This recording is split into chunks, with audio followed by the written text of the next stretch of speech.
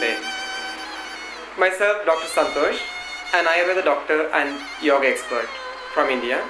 Today I would like to explain about Dinacharya, that means daily regimens for optimum health. In the definition of Ayurveda, it is explained that Ayusho Vedaha Ayurvedaha. That means Ayurveda is a science of life. You already know in many websites and in many places you already heard this definition saying that Ayusho Vedaha Ayurvedaha. It is not just a medical science. In India, when you come here, we treat many diseases with Ayurveda, and so some people will consider this as a medical science. But it is not just a medical science. It is not meant for just for curing disease. It is for the it is a life science. Why life science? It says from birth till death, what are all the things, whatever the things happens in your life, many rituals related to your life, and certain food habits and certain lifestyles, everything is explained in Ayurveda. So it is called science of life, that is Ayusho Vedaha Ayurveda.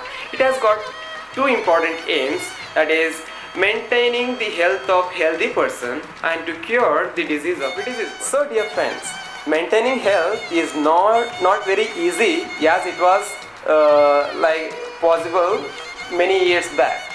Now the atmosphere, now the environment, everything has changed, and everywhere we can see a lot of pollutants. Air pollution, water pollution, everywhere there is a pollution. There are many pollutions. Our universe is polluted. So then is it not possible to maintain good health? It is possible. If your lifestyle is very good, then it is possible for you to maintain a good health. See, just imagine some 100 years back, your grandparents, they got very fresh air, they got good water, there were no pollutants in the olden days. Still they were following certain lifestyle and certain regimens. But when we say we are developed, we are modernized, and we are trendy, and like these words we use, we are forgetting something. We are losing certain things to follow. By all these things, what's happening? We are losing our health. So to maintain your health, it is very important for you to follow certain good healthy regimens. That I am going to explain you today. Dinacharya starts with the point like it is mentioned, Brahmi Murte Uttishte. Brahmi Murte Uttishte means you have to wake up early in the morning. That is early in the morning at what time? Maybe some people early in the morning maybe 8 o'clock, some people it may be 9 o'clock, or whenever they feel it is early morning for them. But it is not right? Okay, so Dinacharya, according in Dinacharya, Brahmi Muhurta means you have to wake up 2 hours before sunrise. That means if 6:30 is sunrise, then you have to wake up maybe at 4:30 or 5, at least by 5 you have to wake up. So that is the Brahmi Muhurta. And what you have to do when you wake up is there are a lot of things. Sometimes you may think like what I should do waking up such early time, and what you can do. There are a lot of things to do when you wake up early in the morning. When we say Brahmi Muhurte Uttishte, it is not just waking up early in the morning. It is also, you have to consider the fact that whatever you consumed in the previous night, it has already digested completely in your body. And you should feel energy when you wake up. You should feel that energy. It is not something like oh morning, so I have to wake up, alarm rings, and you feel like, oh, why alarm rang. So it should not be the feeling. When you wake up early in the morning, you should feel that energy. If you really want to feel that energy, you have to go back.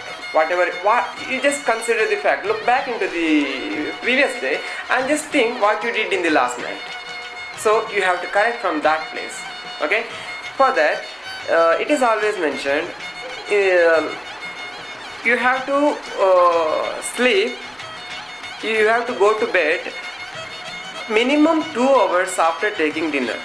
If you follow, if you keep 3 hours gap between dinner and going to bed, then it is very good, and at least I would recommend you to maintain 2 hours of gap after dinner to go to bed.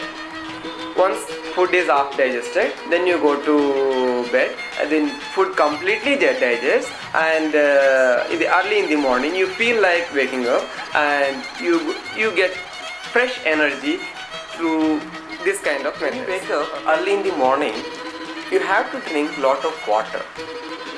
It's not that when you wake up early in the morning and go and take some 2-3 cups of tea or coffee. Some of you are habituated to that, and I would like to say, stop that habit and go for some fresh water early in the morning.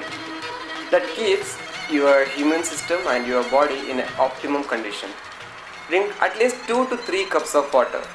And now I would like to explain a little more about the importance of water in your daily life. Minimum you have to take 2.5 liter to 3 liters of water every day. And how you have to drink is little by little, sip by sip, all through the day. It is not that you feel thirsty and you drink lot of water. No, it is not the condition. You have to take water little by little whenever is possible. And water is very important for your body. It is like washing your body. As like you wash outside body through, like you take bath, inside when you take water, enough water, then it cleanses your body. It's very important. Or in other sense, it is like putting ghee when some people like in Hindu customs, when they do homas and yagas, at that time they put ghee into fire. That little by little ghee will increases the fire. It maintains the fire. In the same way, if you drink water every now and then, little by little, then it keeps your health in an optimum level. It's very important to take water.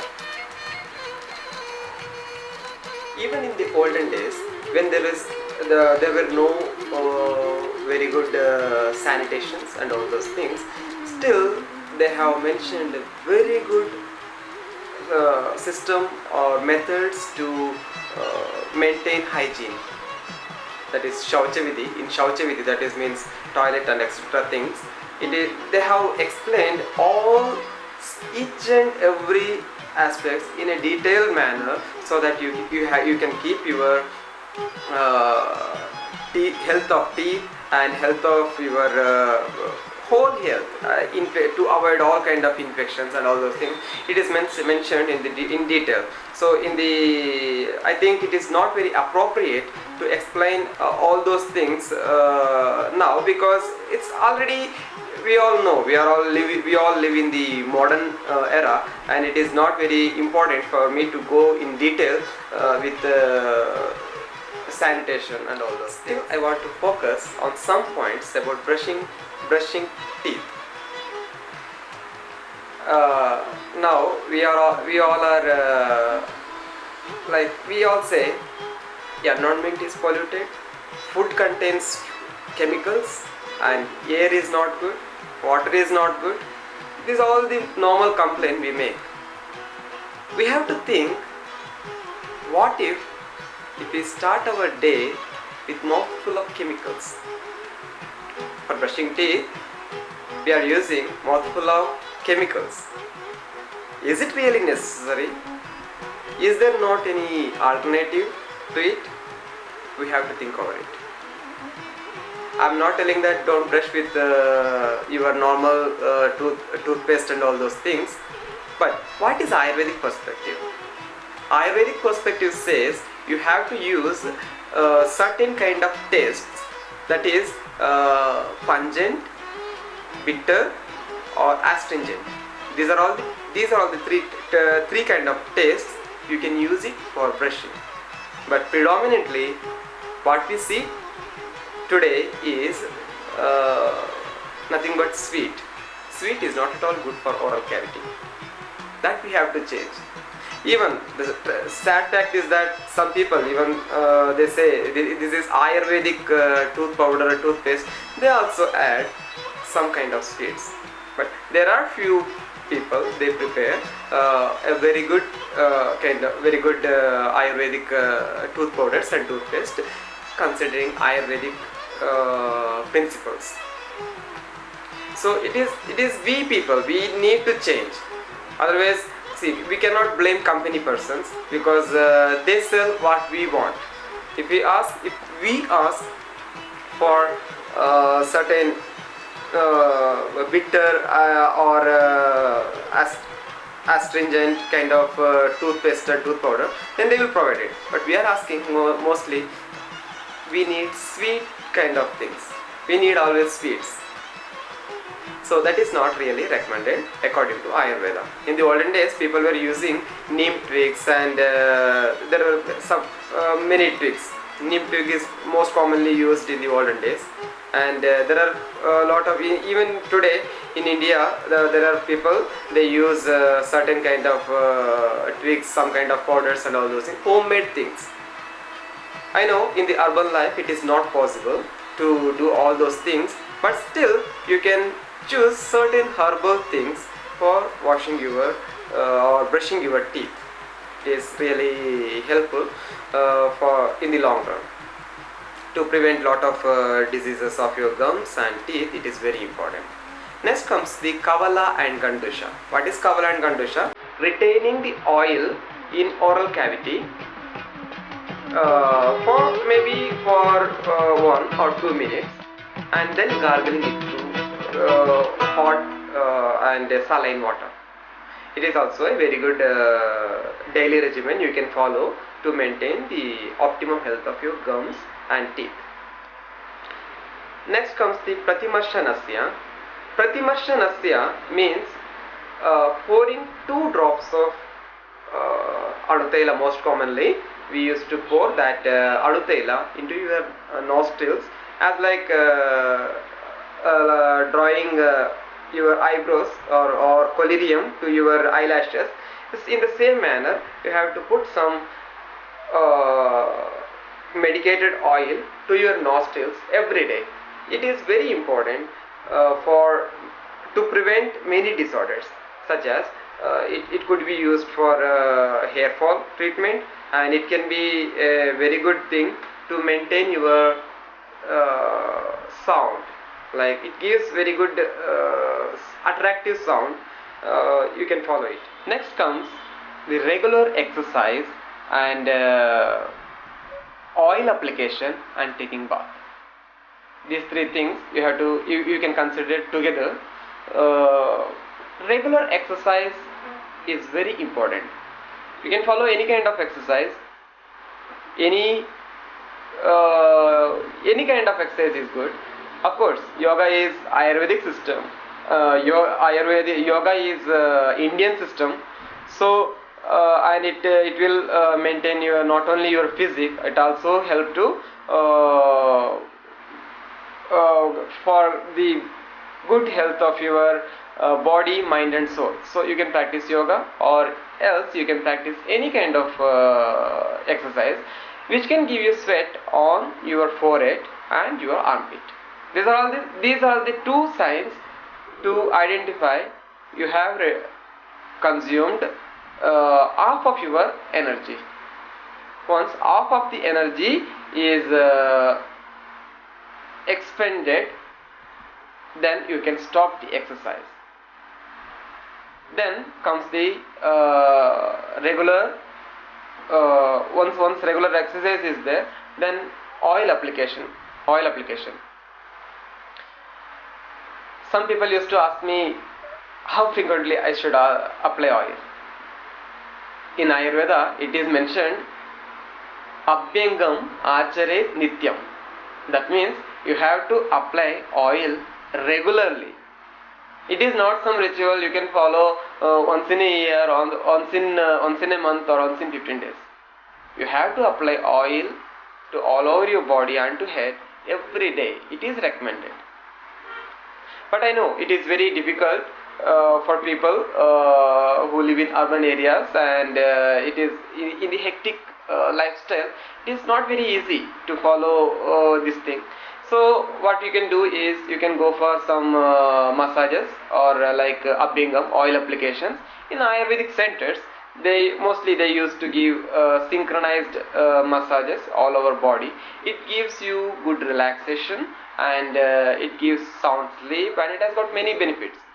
So you can at least go for Ayurvedic Abhyangam or massage at least once in 15 days, or at least once in a month. You have to follow that thing. And then taking bath. So you can use always hot water for body and cold water for head. And for instead of soaps, you can use certain kind of powders, like whatever you eat, that kind of powders. Maybe green gram powder or horse gram powder or chick flour. These are all the things. These are the few things you can use it instead of soaps. And for head also, you go for some kind of herbal shampoos, or again you can use green gram powder for head as well. So these are all the certain things you can consider or give importance while doing exercise and oil application and while taking bath. After taking bath, find some time for prayer. It is very important. Ayurveda believes in God, and it recommends all of its patients or all of its followers to believe in God. You have to take some time for prayer. It will give you, definitely it will give a very good health, physical health, mental health and spiritual health. Health is not just physical body maintaining or focusing mind. Spiritual health is also a part of health. So after taking bath, at least find some moments for taking for prayer. Have an attitude of gratitude towards God and towards everything and your surroundings, and to every person in your daily life. It will give you very good result. And next comes the very important part of dinacharya, that is taking food. So taking food is actually is explained in a separate chapter in detailed manner, but few of it I will explain, and it is very important to consider under dinacharya. I would always recommend people to follow a fixed time for your food. It is very important.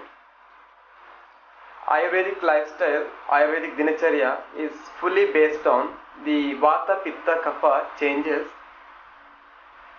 in whole through the day.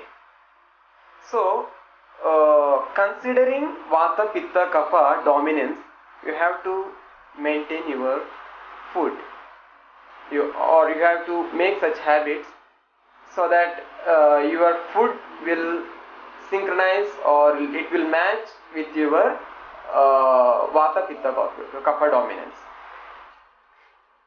In the morning time, Kapha will be dominant, and in the afternoon, Pitta will be dominant, and in the evening, Vata will be dominant.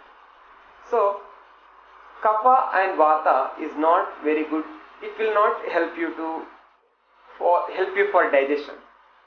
So, breakfast and dinner should be light.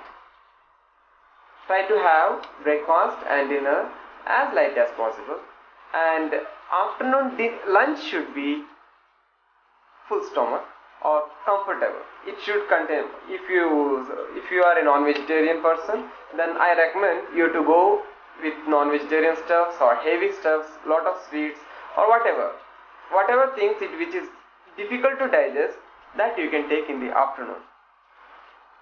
Light things, light foods you can take in the morning and in the evening. And Ayurveda, I mentioned non-vegetarian food, some people used to say, or some people used to divert attention towards, and they say like Ayurveda is about vegetarianism. My friends, I should say Ayurveda is not about vegetarianism. In Ayurveda, they have mentioned about lot of non-vegetarian stuff. Sometimes we have never imagined such non-vegetarian stuffs also they have mentioned in Ayurvedic texts. And even alcohol. I am not supporting non-vegetarian food or alcohol, but still I want to say these are all the things it is mentioned in Ayurveda, so you can use it judiciously, or you can use it with your discrimination. It is not that you can follow only vegetarian food, then only you can come to Ayurvedic system of medicines. No, it is not true. You can do whatever you want. It is life science. So life means different kind of people. They have different kind of cultural backgrounds. They have certain different kind of food habits. So it is not correct to say follow vegetarianism and just become, as like in India it is possible, it is very easy to become vegetarian, but when we go outside it is not very easy to be vegetarian, because mostly spices and all those things, lot of things, there are a lot of things you cannot get there. So I will not say to my patients only follow vegetarian food, vegetarian stuff. So you can use all things, but use your discrimination, and what time you can use all those things and when you can use all those things I will be explaining in the coming episodes. In the next sessions I will be explaining in detail about when you can take all those things, when not you can take all those things, and taking food, it is a, yeah, that I think I can explain all those things in the I must say one more thing. Try to have all kind of tastes, or try to include all 6 tastes in your food. Never go for certain kind of, when you are healthy, never try to go for some kind of vata kind of diet, pitta kind of diet, kapha kind of diet. In Ayurveda it is very specifically mentioned that always consume all kind of tastes. If you have certain diseases, your doctor will recommend you certain kind of diet. Try to stick on it, but never go blindly when you get some certain information on websites or somewhere. It's like my prakriti is vata, or my prakriti is pitta, my prakriti is kapha, so I should follow certain kind of lifestyles. No, it is not really correct. When you consume all 6 kind of tastes, that is sweet, sour, salt, pungent, astringent, bitter, all these 6 tastes, when you consume, it will give you very good health. So this vata, pitta, kapha diet holds very little importance for a healthy person. I said for a healthy person. When you are healthy, try to go with all kind of tastes. It is very important. So dear friends, I hope you all enjoyed this short video, and till we meet next time, wish you all very happy time.